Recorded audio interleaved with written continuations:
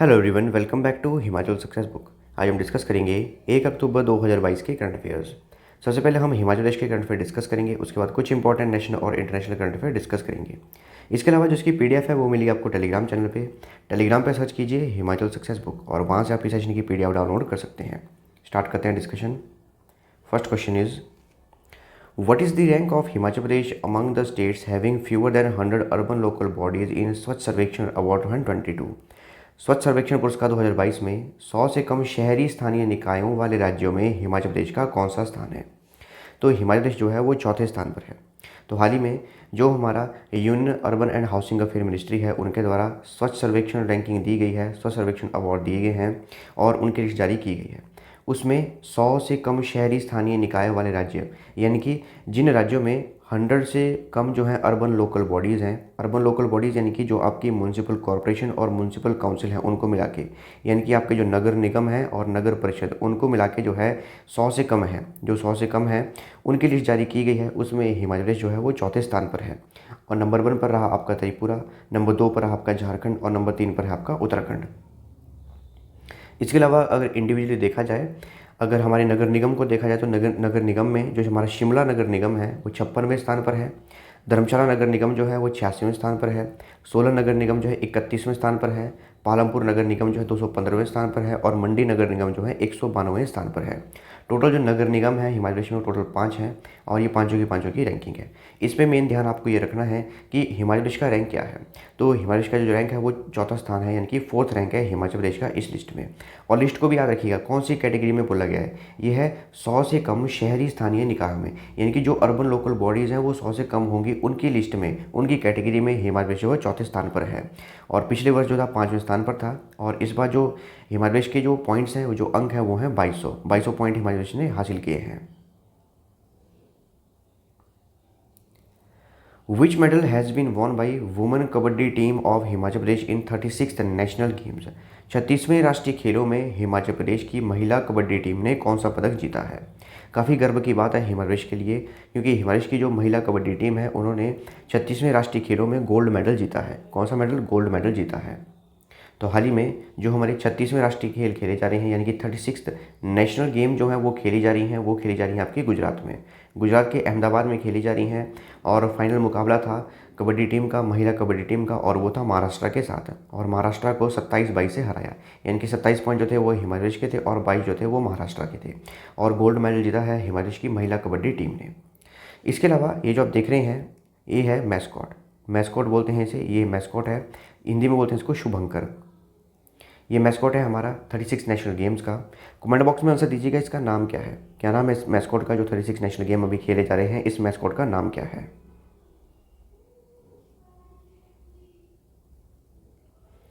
What was the position of Himachal team in the 35th all India postal volleyball competition held in Bengaluru? Bengaluru में आयोजित 35वीं all India postal volleyball प्रतियोगिता में हिमाचल की team का स्थान क्या है?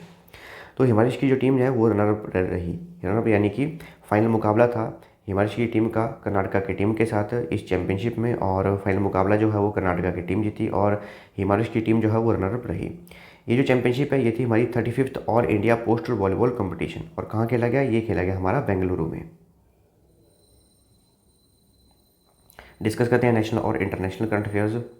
First question is, prime minister Narendra Modi has launched 5G service in how many cities of India? प्रधानमंत्री नरेंद्र मोदी ने भारत के कितने शहरों में 5G सेवा शुरू की है? तो 13 शहर हैं, 13 सिटीज़ हैं, वहाँ पर जो है 5G सर्विस शुरू की गई है प्रधानमंत्री नरेंद्र मोदी द्वारा, और इसे लॉन्च किया गया है इंडियन मोबाइल कांग्रेस में। याद रखिएगा इंडियन मोबाइल कांग्रेस में 5G सर्विस जो है इंडिया में लॉन्च की गई है।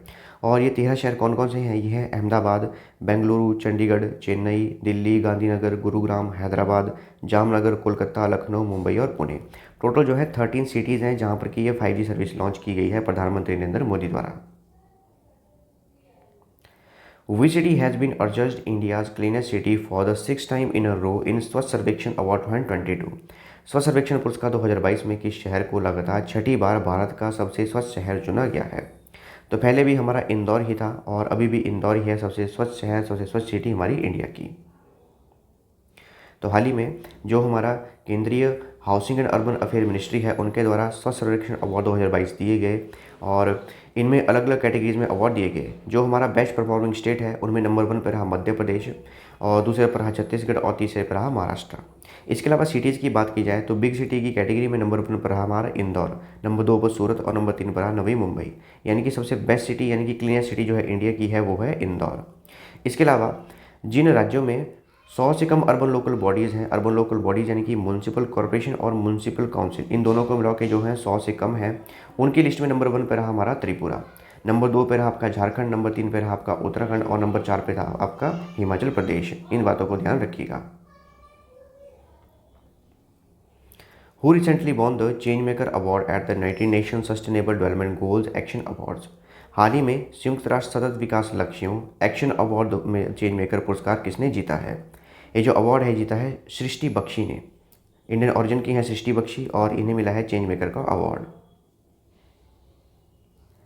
Name the personality who were recently appointed as India's second chief of defence of India.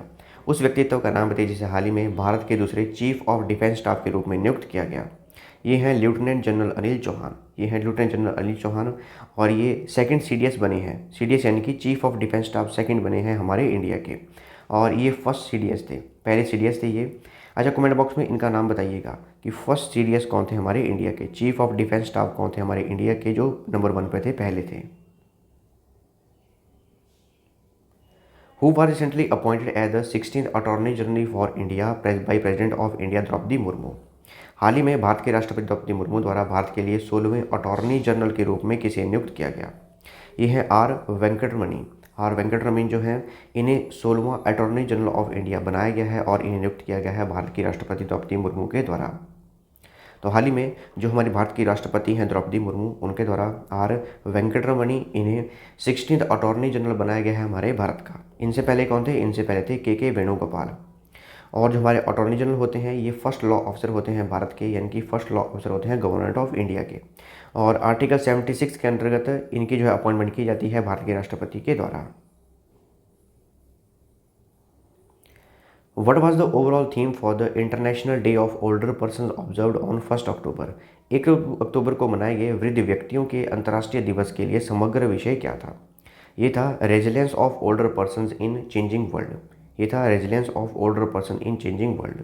1 अक्टूबर को जो है हमारा मनाया गया international day of older person और उसकी थीम थी resilience of older person in changing world. World vegetarian day is celebrated on which date? विश्व शाकाहारी दिवस किस तारीख को मनाया जाता है? ये मनाया जाता है 1 अक्टूबर को। देखिए 2 डे होते हैं, एक होता है हमारा वेजिटेरियन डे और दूसरा होता है हमारा वीगन डे। 2 अलग अलग तरह के डे होते हैं, एक होता है वेजिटेरियन डे, दूसरा होता है हमारा वीगन डे। वेजिटेरियन डे ये मनाया जाता है हमारा 1 अक्टूबर को और जो वीगन डे है वो मनाया जाता है हमारा 1 नवंबर को। ये ध्यान रखिएगा। इसमें ऐसे भी रख सकते हैं, वेजिटेरियन की स्पेलिंग बड़ी है तो जो पहले वाला मंथ है वो इसका आएगा, तो अक्टूबर मंथ इसका आएगा, तो 1 अक्टूबर को वेजिटेरियन डे मनाया गया। और वीगन की स्पेलिंग वेजिटेरियन से छोटी है तो वो नेक्स्ट मंथ आएगा, वो आएगा आपका नवंबर month. Every year international coffee day is observed on which date? अंतर्राष्ट्रीय कॉफ़ी दिवस हर साल किस तारीख को मनाया जाता है? ये मनाया जाता है 1 अक्टूबर को। इंटरनेशनल कॉफ़ी डे मनाया जाता है। As per Bloomberg Billionaires Index released recently, Gautam Adani slipped to which place from second with a total net worth of $135 billion? हाल ही में जारी ब्लूमबर्ग बिलियनर्स इंडेक्स के अनुसार गौतम अडानी 135 बिलियन अमेरिकी डॉलर की कुल संपत्ति के साथ दूसरे स्थान पर फिसलकर किस स्थान पर आ गए हैं? तो तीसरे नंबर पर पहुंच गए हैं हमारे गौतम अडानी। देखिए जो ब्लूमबर्ग बिलियनर्स इंडेक्स है इसमें दिया जाता है कि दुनिया के सबसे अमीर व्यक्ति कौन है और ये हाल ही में जारी किया गया है। नंबर 1 पर है आपके एलॉन मस्क, नंबर 2 पर है आपके जेफ बेजोस, नंबर 3 पर है आपके गौतम अडानी। पहले गौतम अडानी नंबर 2 पर थे लेकिन अब ये नंबर 3 पर आ चुके हैं और इनकी नेटवर्थ जो है वो है $135 बिलियन। याद रखिए $135 बिलियन जो है इनकी नेटवर्थ है। Who has topped the IIFL Wealth Hurun India 40 and Under Self-Made Rich List 2022? IIFL Wealth Hurun India 40 and under self made rich list 2022 में किसने टॉप किया है? ये क्या है? निखिल कामत ने। निखिल कामत जो है इस लिस्ट में नंबर 1 पर है। एक कंपनी है जिसका नाम है जीरोद में निखिल कामत इनके CEO को फाउंडर हैं और IIFL wealth Hurun India 40 and under self made rich list 2022 इसमें इन्होंने टॉप किया है। नंबर 2 पर जो है वो हैं भाविश अग्रवाल, जो कि ओला कैब और ओला इलेक्ट्रिक के सीईओ हैं, को फाउंडर हैं। और नंबर 3 पर हैं वो हैं दिव्यांक तुर्खिया।